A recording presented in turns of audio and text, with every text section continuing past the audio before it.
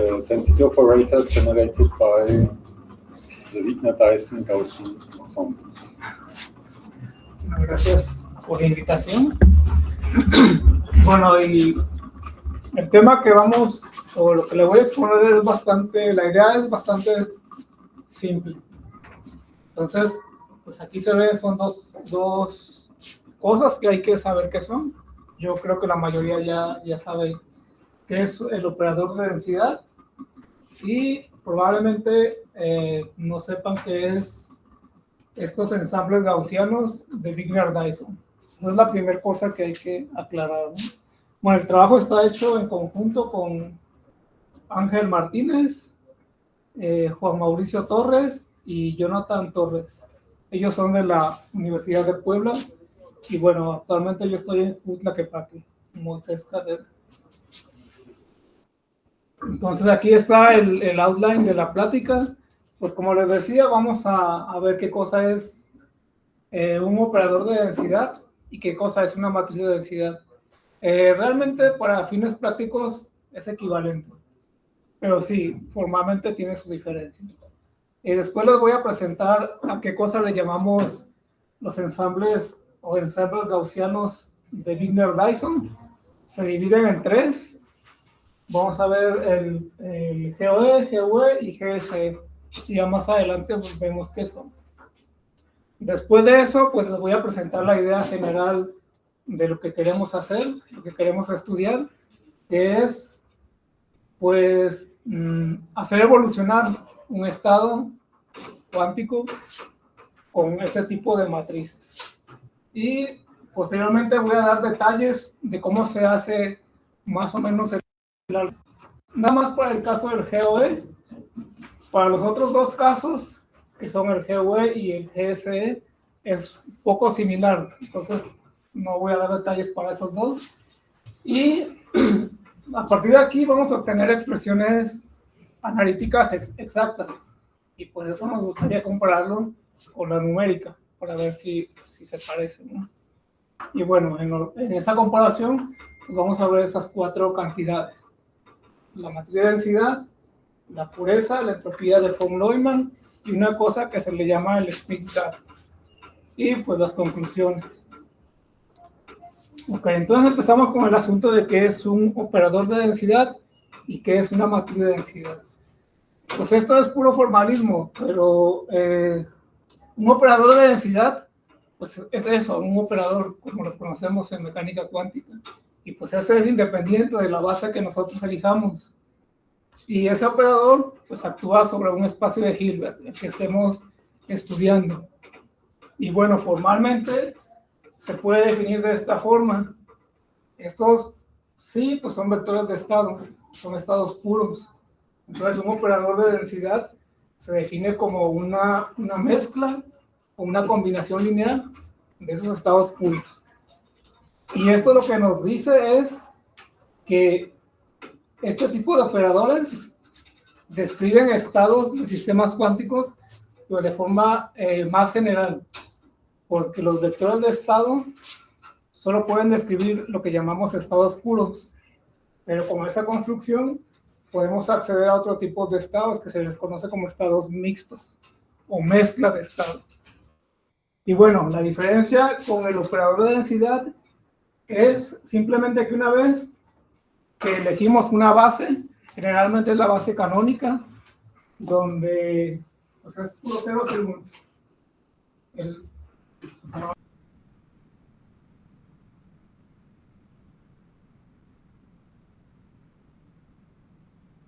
si elegimos esa base y escribimos el operador de densidad, pues entonces lo que queremos es una matriz de densidad, matriz tal cual.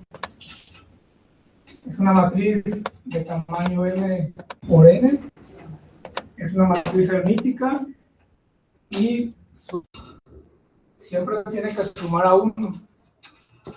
Son de las propiedades que tiene. Entonces esa es la diferencia formal. Pero pues a nosotros le voy a llamar de forma indiferente. Para nosotros va a ser lo mismo.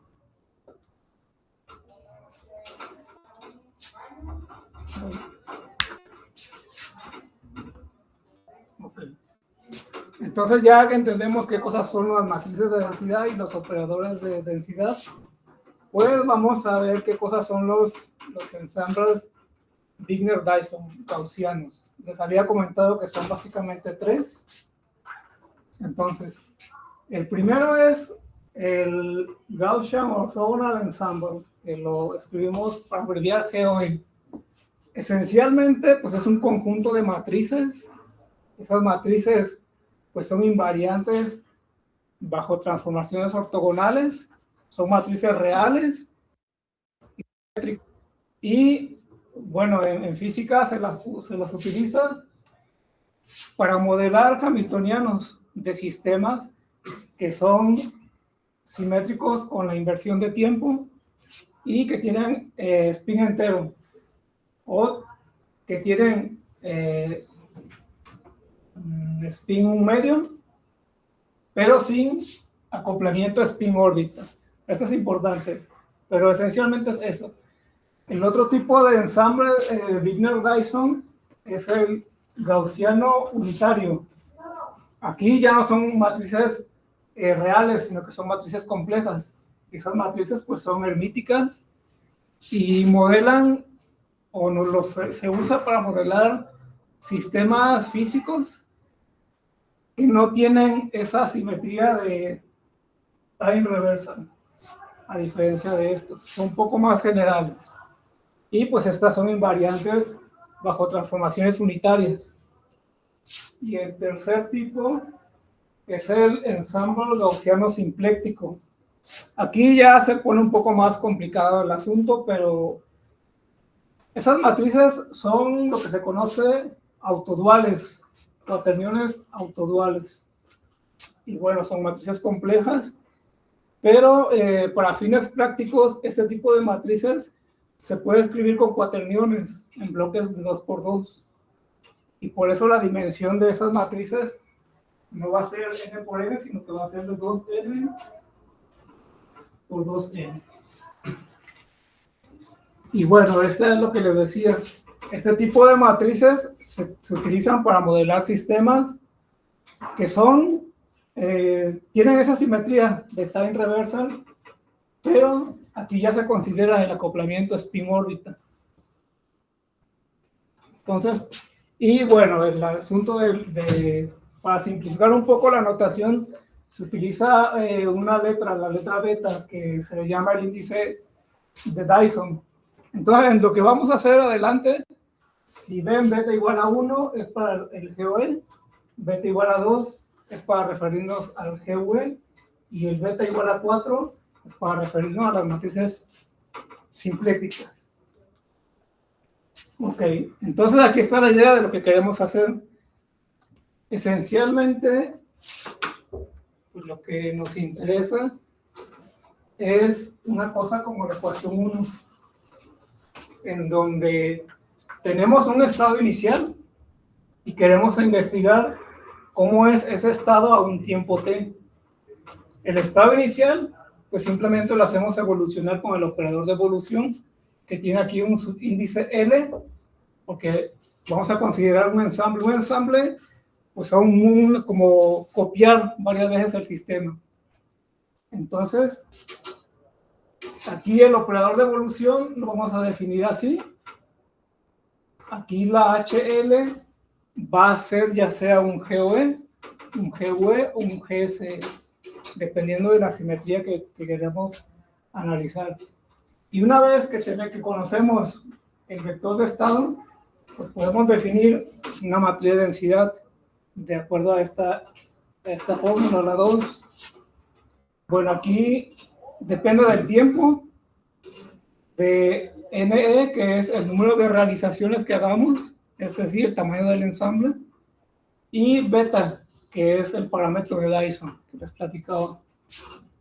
Entonces, pues esencialmente esa es la idea. ¿Y cómo o qué cosa podría representar físicamente? Pues podría ser, como dice aquí, una colección de NE, pues partículas, si quieren, cuánticas. Y cada partícula, pues está en este estado. con esta evolución. Eso podría ser físicamente, ¿verdad? Tienen un ensamble de partículas y ese es el estado que quieren estudiar. Y bueno, ¿por qué es importante conocer porque generalmente en el laboratorio, en experimentos, queremos calcular las observables. Pero si conocemos la ROM, pues podemos calcular los valores esperados, que es lo que se mide.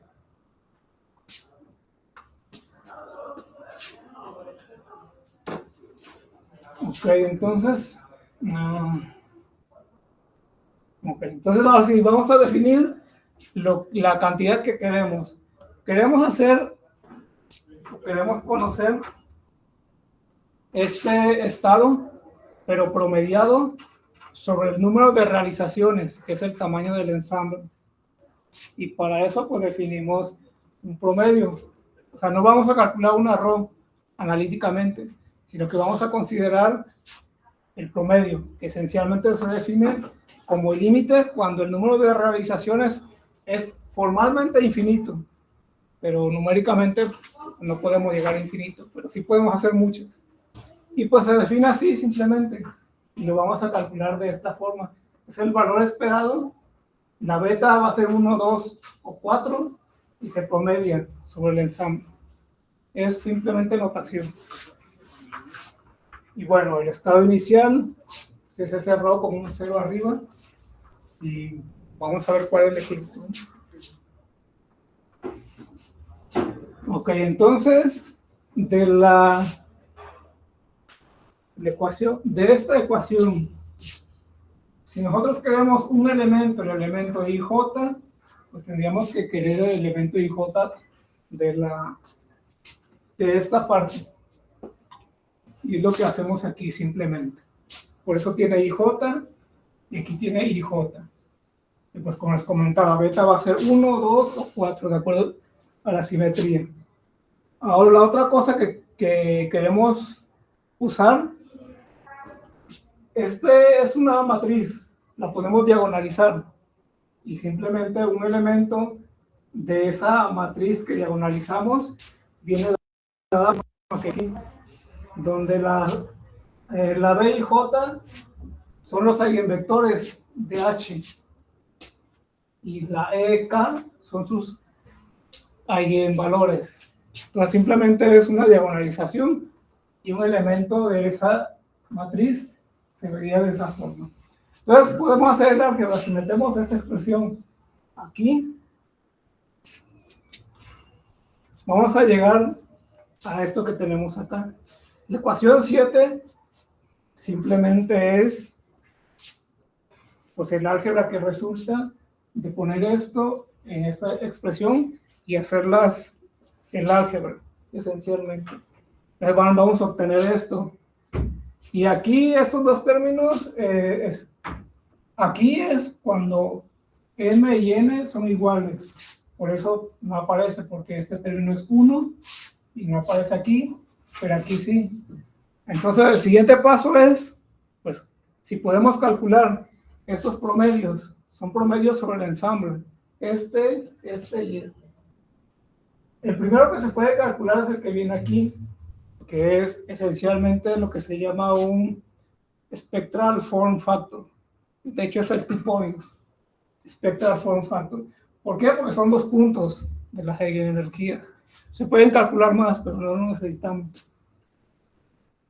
Entonces, bueno, este cálculo ya está hecho en este paper y pues esencialmente nos da pues un término que nos da la escala, depende de n es el tamaño de las matrices, y aquí tenemos la función de Bessel de primera especie. Esta B2, beta, se le conoce como el two-level form factor, también se conoce la teoría de matrices aleatorias, y el otro parámetro es epsilon. Cuando ustedes tienen una matriz aleatoria H, digamos, la diagonalizan muchas veces y hacen un histograma, van a encontrar que las energías se distribuyen en un semicírculo, que se conoce como el semicírculo de Wigner. Y la longitud de este semicírculo tiene un cierto tamaño, es 2 epsilon, y epsilon es el radio de ese semicírculo. Esa es el epsilon que aparece ahí. Y bueno, para simplificar, pues este resultado lo vamos a denotar como una U, depende de T y de la simetría que queremos aquí. Porque hay una V2 para el GOE, para el GUE y para el GSE. Ok, entonces pues ya tenemos el primer resultado. Ahora nos falta calcular esos promedios. Y ahí, pues aquí nada más lo voy a mostrar para beta 1. A ver, en lugar de las B's, pues como estamos con matrices, el ensamble ortogonal, pues son matrices ortogonales. Por eso le ponemos una O. Y son simétricas. Entonces, esas B's que están aquí, pues nada más, bueno, y las conjugados hay que considerarlo, pero pues se pone como esos elementos de matriz. ¿Y cómo se calculan estos promedios? Usamos una cosa que se llama, bueno, aquí no aparece, pero... Ajá, sí, exacto. Ahí dice. ¿Ah, sí? Ah, bueno, sí.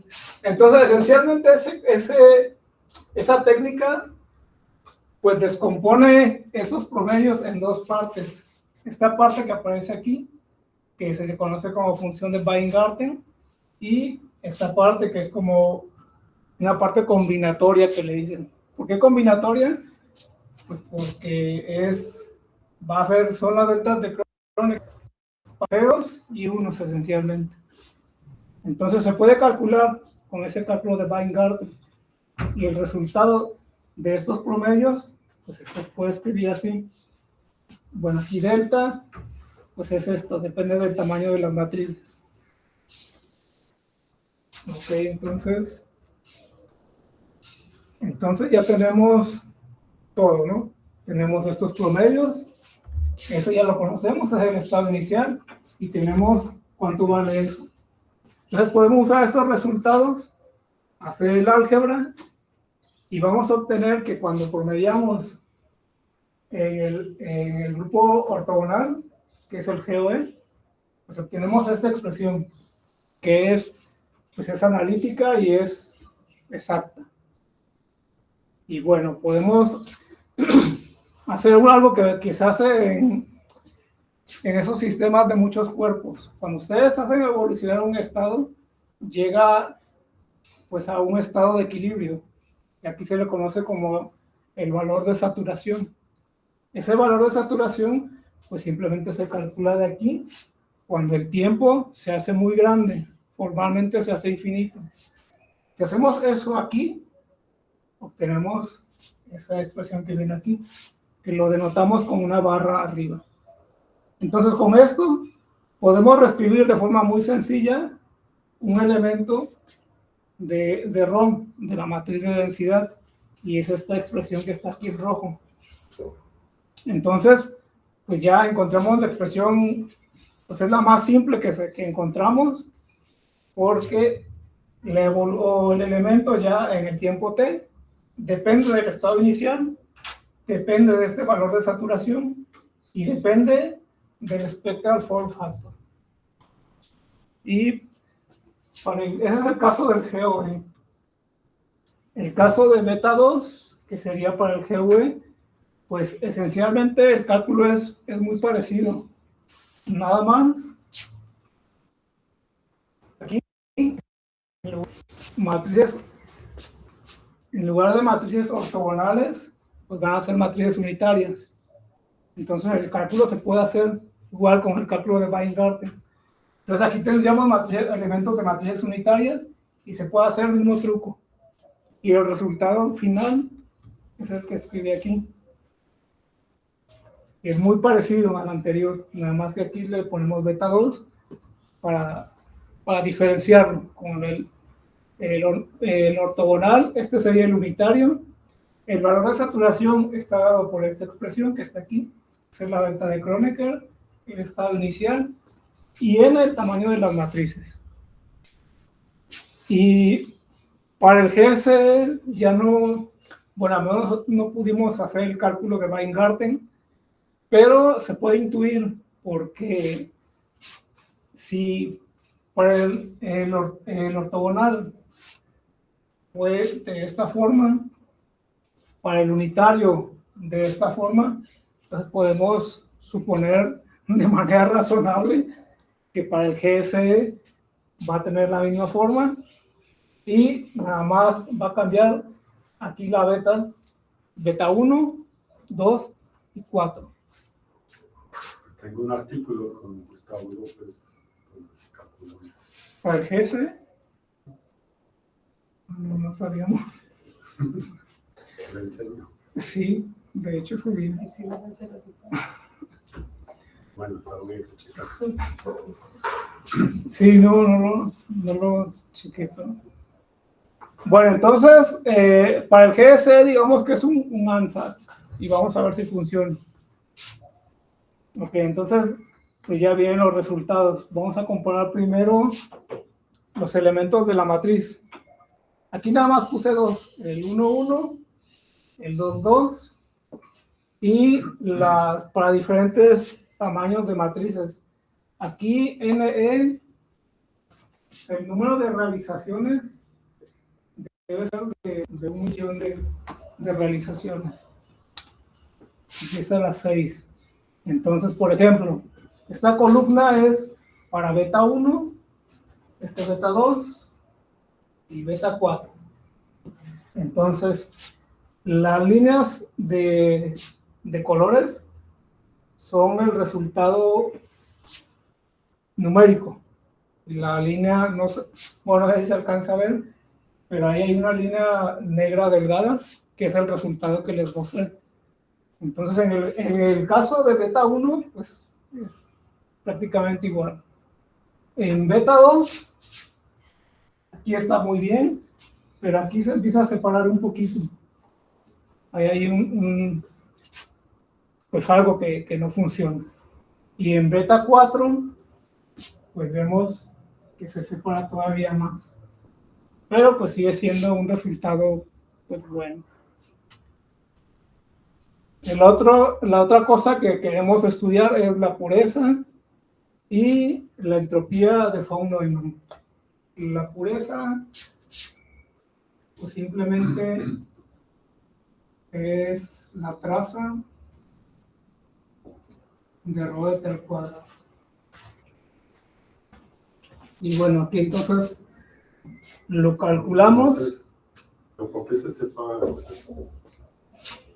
No hicieron ninguna aproximación. No, se separa por la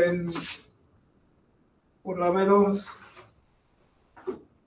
por esa B, lo que está aquí. Sí, si le ponemos ahí un parámetro de ajuste aquí, sí se puede manipular y se acerca más. Sí. Al cambio de la densidad. Ajá, sí, aquí va a estar lo que hace que no se parezca mucho. Ok, entonces aquí tenemos la pureza. Volvemos a lo lejos, se ve que está todo bien, porque hacemos un zoom, un acercamiento a esta región, pues vemos que hay un error muy pequeño, pero ahí está. Entonces la línea azul es para un tamaño de matrices de 10 a la 3 y la línea roja, perdón, el tamaño está fijo, 10 a la 3. El número de realizaciones, la azul es 10 a la 5 y la roja 10 a las 6 realizaciones. Y sí, es de esperar ese comportamiento, porque el promedio que calculamos de forma analítica, esta cosa NE debe ser infinita, o muy, muy grande. Entonces aquí se ve, mientras más realizaciones haces, más se va a acercar a la curva teórica. Pues eso está bien. Y aquí ocurre lo mismo, esa es la entropía de von Neumann. La curva azul es 10 a la 5 y aumentamos el número de realizaciones y se acerca a la curva teórica. Eso está bien. Y ese es el mismo comportamiento para las tres simetrías, el ortogonal, el unitario y el simpléctico. Y, Creo que ese es un punto importante también para los estudiantes, o sea, porque es algo que no esperas siempre, ¿no?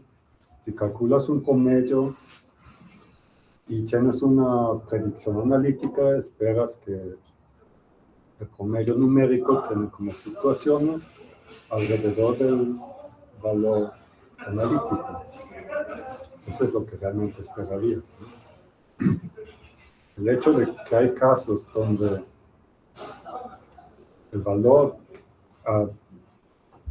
o cómo decir, que hay un error sistemático debido a que el ensamble es no suficientemente grande, no ocurre con tanta frecuencia, pero puede ocurrir. Entonces, ahí hay que tener cuidado aún que lo normal para no concluir cosas equivocadas, ¿no? Decir, no, pues la teoría no cuadra, o bueno, mi numérica dice que,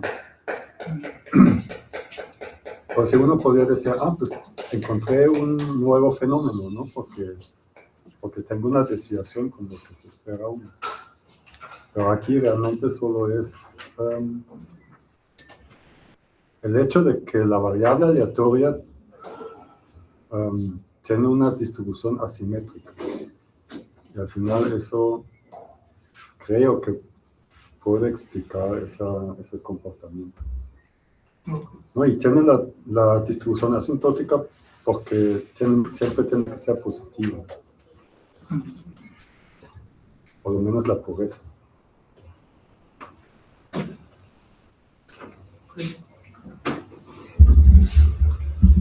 bueno, y aquí el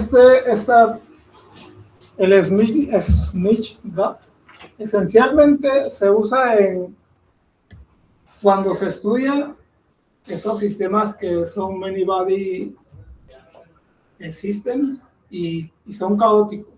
O sea, por ejemplo, si se tiene muchas partículas y esas partículas interactúan, entonces uno puede decir que tiene caos cuántico, que le llaman, lo que sea que quieran entender por caos cuántico. Pero esencialmente es eso, se establece un gap de energía. Aquí lo que se hace es que se toma la diferencia de los dos eigenvalores más grandes. Y lo que vemos aquí, pues se puede calcular con nuestros resultados. Otra vez comparamos el Schmidt gap numérico con el analítico. Entonces aquí pega perfectamente bien. Y otra vez aparece esa desviación debido a la beta, a la B2, que ya comentamos, y aquí también. Entonces ahí ya no es tan... Bueno, sí es buena, pero no como nos gustaría. Y conclusiones. Bueno, la conclusión es bastante rápida. Pues encontramos expresiones analíticas exactas para la rho de t, para el promedio de la rho de t, y pues lo comparamos con resultados numéricos y pegan bastante bien. Y algo que lo puse ya al final, no me acordaba, pero cuando estudian esos sistemas de muchos cuerpos y que tienen caos cuántico, siempre en las cantidades que uno analiza, aquí es precisamente el espectro del form factor, siempre tiene esa curva característica, que por eso se le llama que es una propiedad universal. Y esencialmente, pues siempre es así, empieza, decae en lo que se le llama la pendiente, luego alcanza un valor mínimo que es el pozo o hoyo de correlaciones, luego crece de forma lineal, que es la rampa o ramp, y después llega a una meseta, que es nuestro estado de saturación. Y si vemos hacia atrás, esencialmente todos nuestros resultados tienen esa forma característica. Aquí también, aquí porque sería como invertirlo, ¿no? Pero tiene esa característica. Aquí también. Y bueno, eso nos lleva a concluir que la matriz de densidad de ese sistema que construimos pues presenta ciertas propiedades pues, de caos cuántico. Y bueno, eso es todo.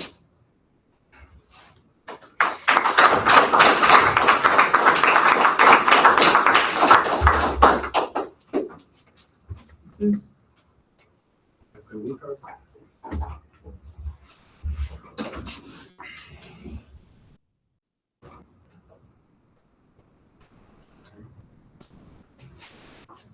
muy claro.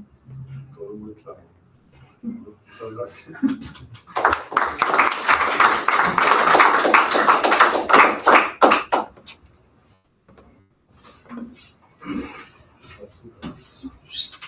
Entonces ahora seguimos con la siguiente plática.